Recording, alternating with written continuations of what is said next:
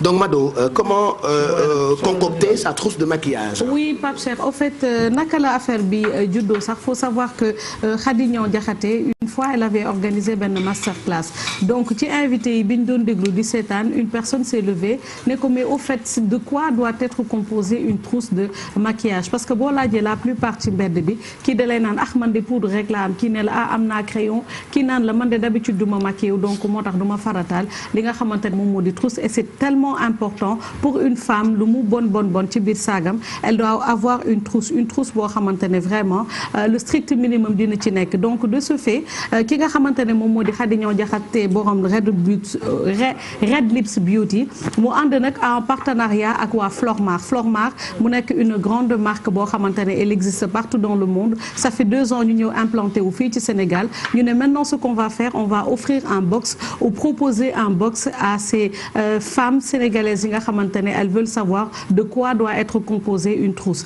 léegi naka nañu def ils ont organisé un brunch en invitant les plus grandes influenceuses parce que xam nañu que léegi njaay mi ci internet beeg yooyu ci lay gën a demee wàllu Instagram wàllu Facebook ak yeneen plateforme yi nga xamante ne ci na ñoo existé donc ñu doxantu fa woon wan leen brunch boobu naka la demee et vous expliquer concrètement de quoi doit être composée une trousse de maquillage ou un box même ñu dem xool ñëwaat.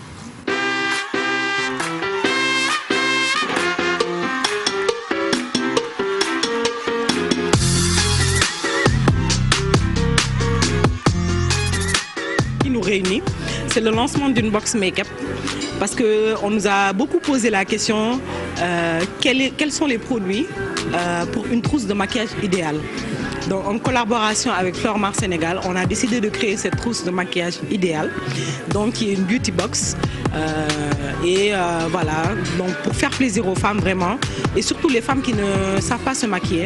Comme ça, quand vous avez en fait tous les produits nécessaires, au moins c'est le premier pas pour un beau maquillage. Donc c'était vraiment le but de cet événement-là. Flormar, c'est une marque de make-up internationale qui est présente dans plus de 100 pays et qui est présente au Sénégal, ça fait maintenant 2 ans, à travers 3 boutiques physiques, au Sea Plaza, au Plateau et ainsi à la Galerie Sam, mais aussi avec un site internet. Chez Flormar, on a une très large gamme de produits. Ça va des fonds de teint ou vernis ou rouge à lèvres, aux produits de soins ou des maquillants. Vraiment une large gamme et on en a pour toutes les couleurs, pour tous les goûts. On a essayé de créer vraiment une trousse de maquillage modulable, c'est-à-dire en fonction de votre type de peau, de votre carnation, de vos goûts, vous pouvez moduler cette trousse à votre guise. Flormar, c'est une marque pour tout le monde, c'est des produits de qualité professionnelle à des prix très abordables. Donc si vous aimez le make-up, si vous aimez vous faire belle, vous allez trouver votre bonheur chez nous. Et j'espère que vous allez suivre un peu sur notre page Instagram tout ce qui se passe aujourd'hui durant ce Beauty Lunch. J'ai profité en fait de cette trousse pour faire un lancement où j'ai invité une douzaine d'influenceuses. J'ai testé les produits Flormar et vraiment je vous les recommande. Déjà là par exemple ñu ngi nekk en période de chaleur mais c'est des produits très agréables du la agresser doo sentir ay picotements ak yu mel noonu et puis surtout de façon générale c'est des produits qui sont assez abordables. Je dois avouer que ici c'est très difficile surtout pour moi qui ai la peau très foncée de trouver ma teinte et là à Flormar je l'ai trouvé et donc je suis très contente. Je vais commencer à les utiliser pour les tester, voir ce que ça donne. C'est une trousse qui est assez complète qui vous permet de vous sublimer sans trop de dépenses. J'ai mon smoothie, j'ai eu un fond de teint, j'ai également un anti-cerne, je trouve le mot, hein. J'ai eu également un rouge à lèvres, j'ai eu un gloss, j'ai eu aussi un mascara, j'ai eu 3 crayons, j'ai eu du noir pour le fond, j'ai également eu le marron pour les eyebrows. On a l'essentiel en tout cas pour faire un bon make-up. xanaa di leen woo ñoom ñëpp rek ñu ñëw xam nga ku soxla produit de maquillage ma lay wax rek nga ñëw Flormar, tu y trouveras tout ce dont tu as besoin.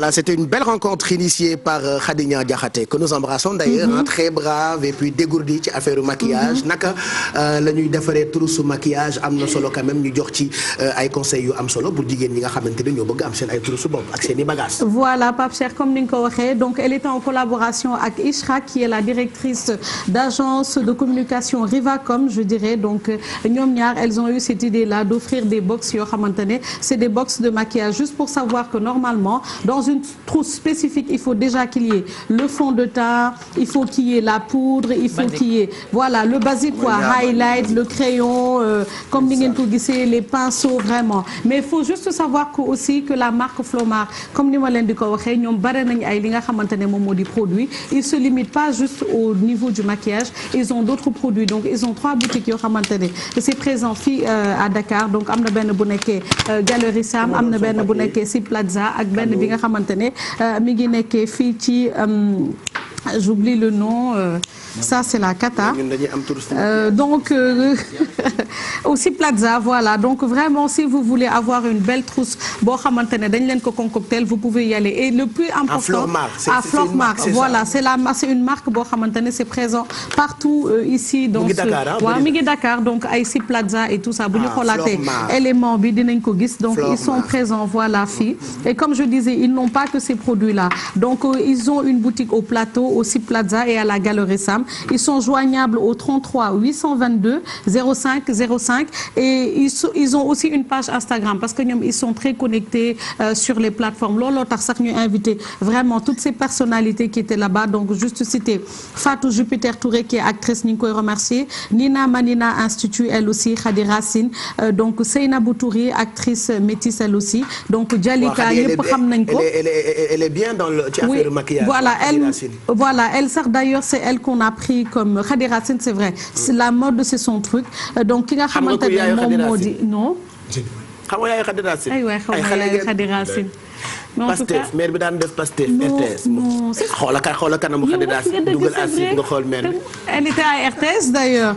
Donc Khady Racine, ya Nina Institut, Seynabou Touré aussi ñu ko doon gis ci film ñoom bi doon daw fii ci télé bi Wiri Wiri. Donc moom ci boppam c'est elle qui day raconter ay l'égérie de Flormar ay histoire.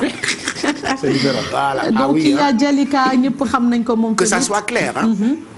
Donc Ilsa Laxo, elle nag moom moo ñu recevoir au niveau du Pullman, donc c'est elle qui gère tout ce qui est organisation au niveau du Pullman. Alfie blogueuse, Béa Blondin qui est consultante, Karima Yassine aussi qui est une grande influenceuse sur Instagram. Ak Mam Khady Diouf, machallah, oui vraiment. Donc 2020, oui j'ai passé un coup de ponge. Plus Astou Mbaye, le top. Dirigoulé et Cathy Création. Ça c'est des personnes que je garde. Donc la maman de Deshiba. Il y a des gens, il faut les avoir impérativement dans ta vie.